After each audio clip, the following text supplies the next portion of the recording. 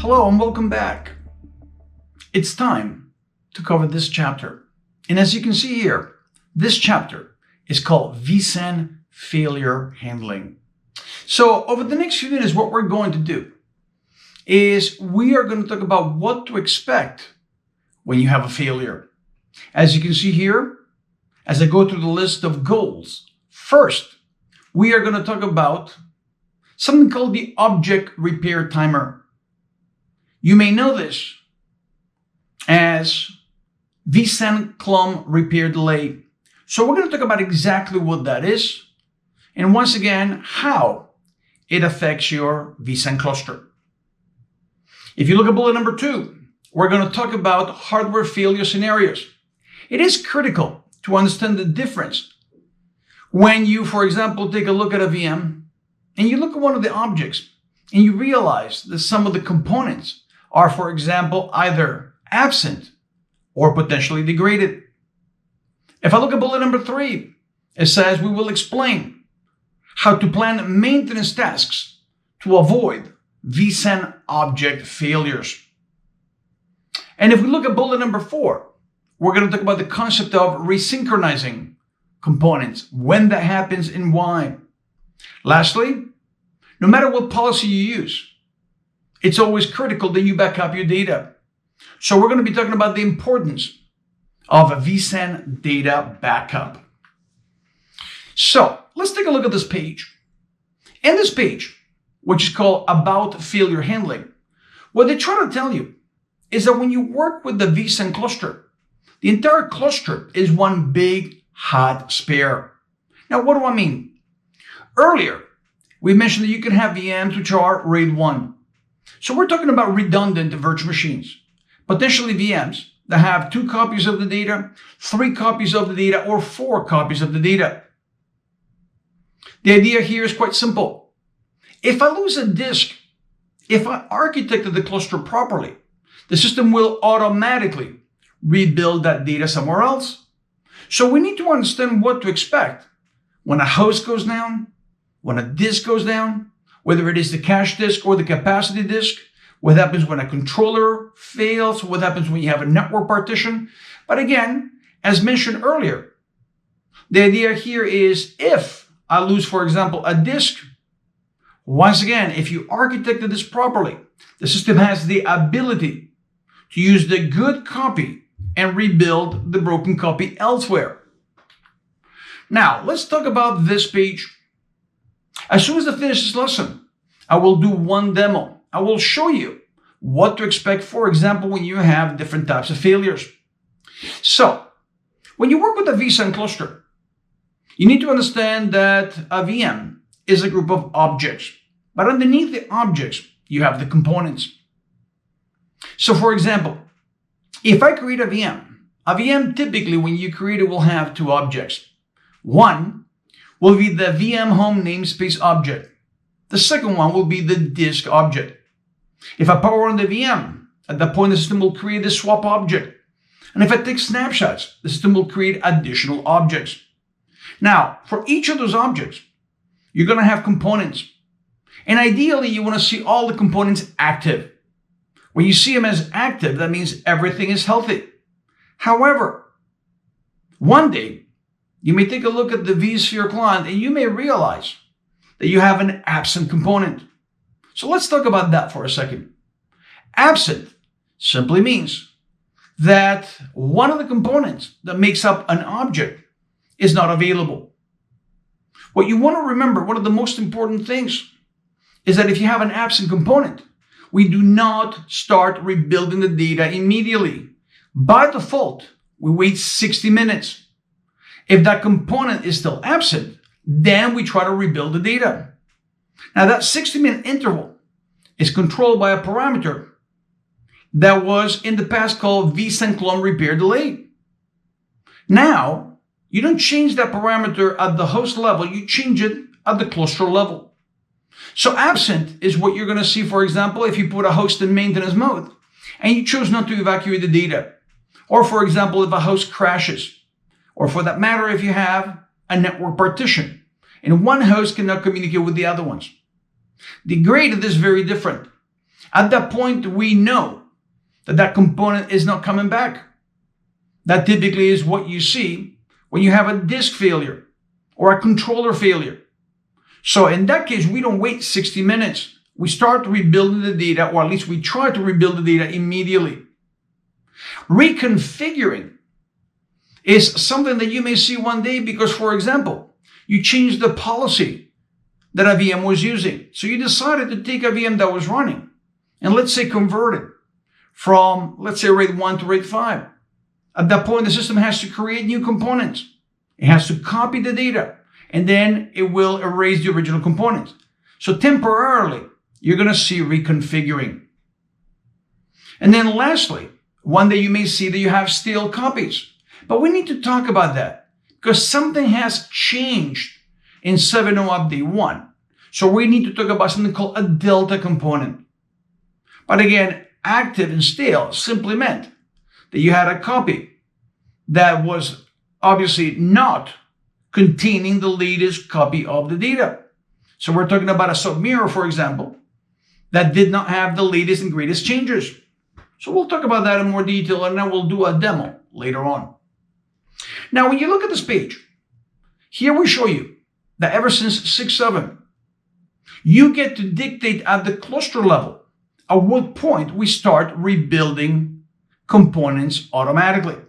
I mentioned a second ago that in the old days, this was dictated by a host parameter, and that parameter was called vSAN clone repair delay. And again, that was set to 60 minutes by default.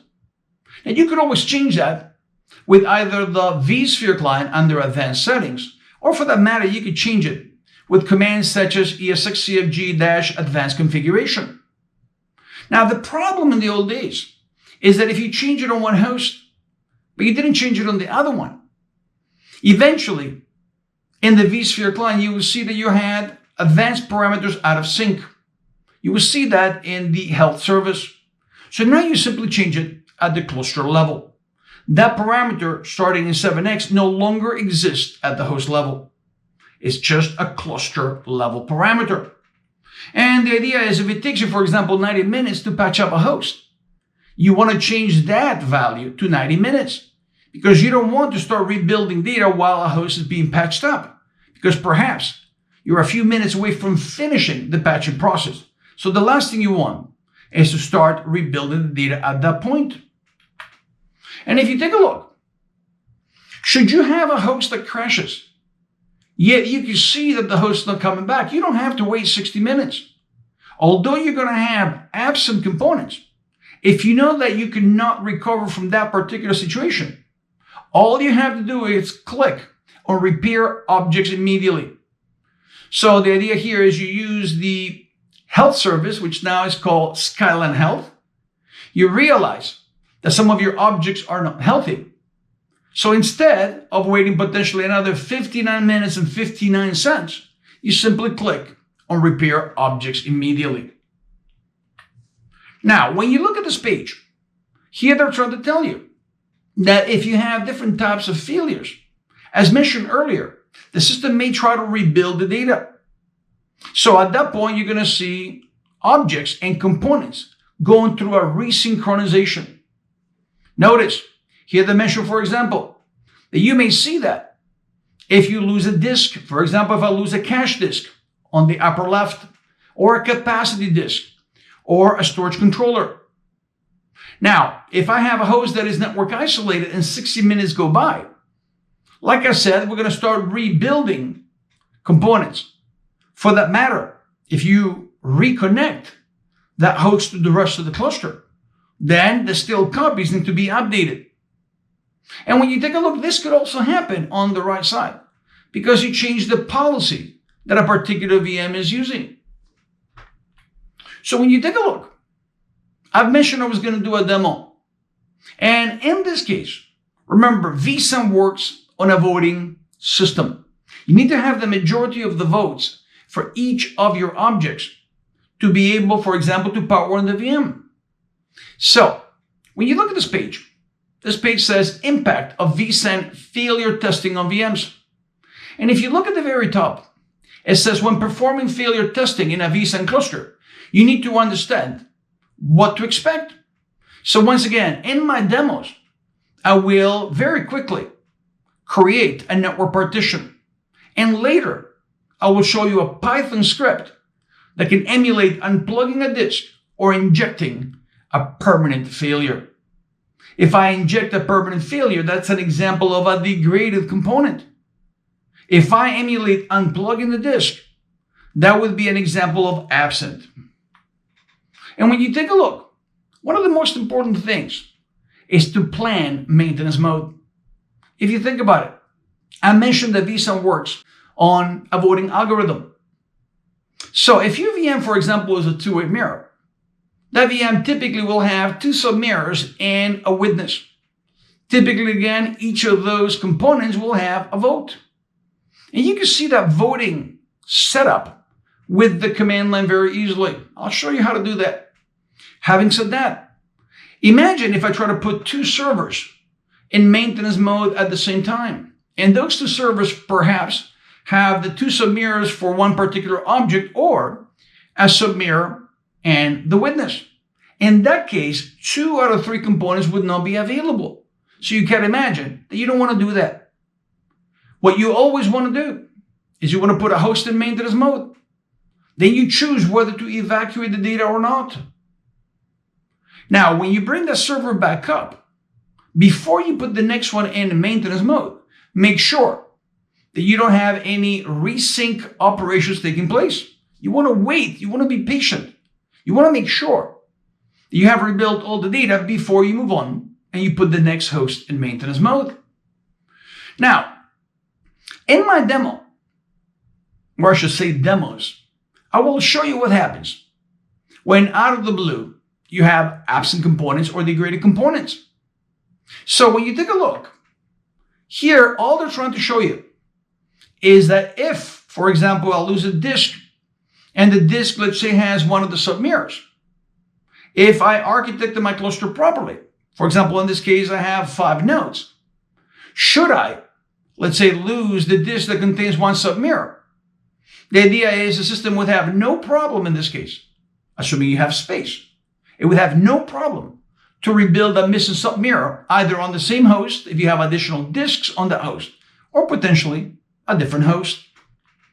So let's take a look at this particular case. In this case, you're having a bad day.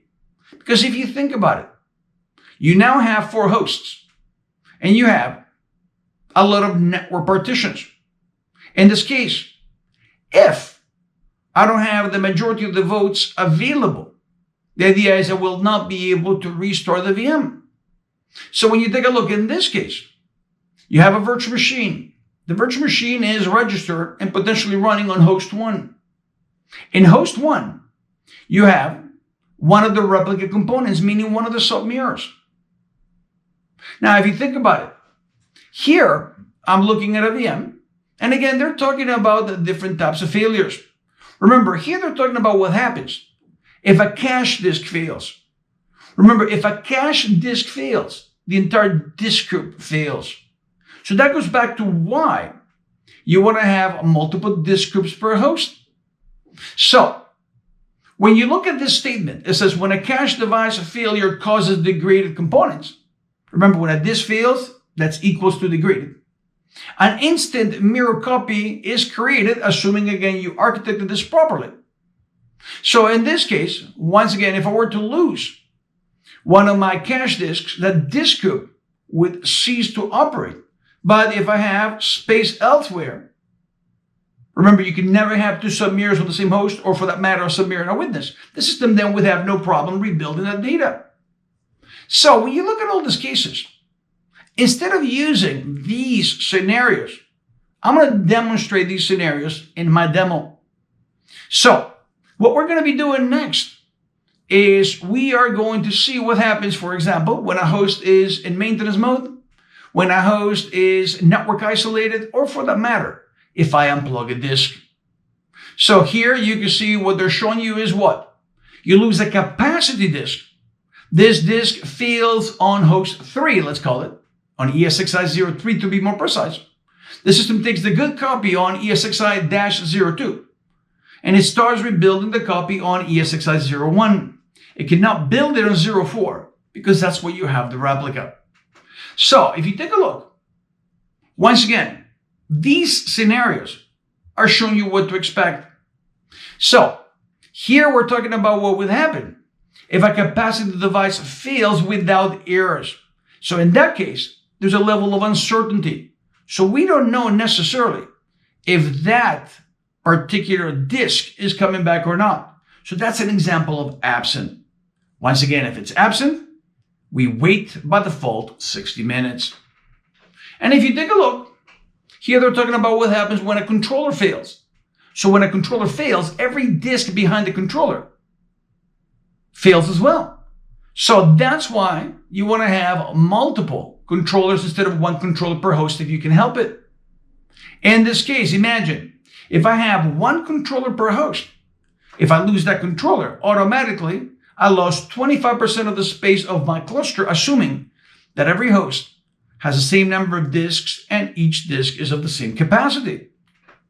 So when we look at this one, here they're talking about a host failing. And we've already mentioned, if a host crashes, we don't know if it's coming back or not, or how long will it take to come back. So in that case, that is a scenario where you once again see absent components. Now here, they're talking about network isolation. Same thing. If a host is network isolated, the components in that host will be marked as absent, not degraded, absent. And again, every time you see absent, by default, we rebuild data only after 60 minutes. Now, when you take a look, here, you're having again a bad day, and you have two network issues. Notice host 1 cannot see host 2, 3, or 4. Host 4 is also isolated.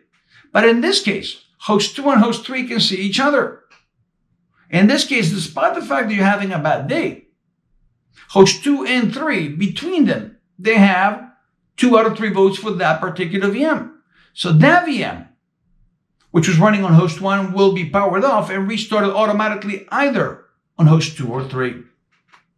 And if you take a look, no matter what policy you have, you want to make sure that you always back up your data. So I don't care if your VM is a 2-way mirror, 3-way mirror, or 4-way mirror. I don't care if you use RAID 5 or RAID 6, back up your data. Doesn't matter what tool you use. If you like Veeam, for example, use Veeam. If you like NetBackup, use NetBackup. Use whatever you want, but back up your data. Thank you.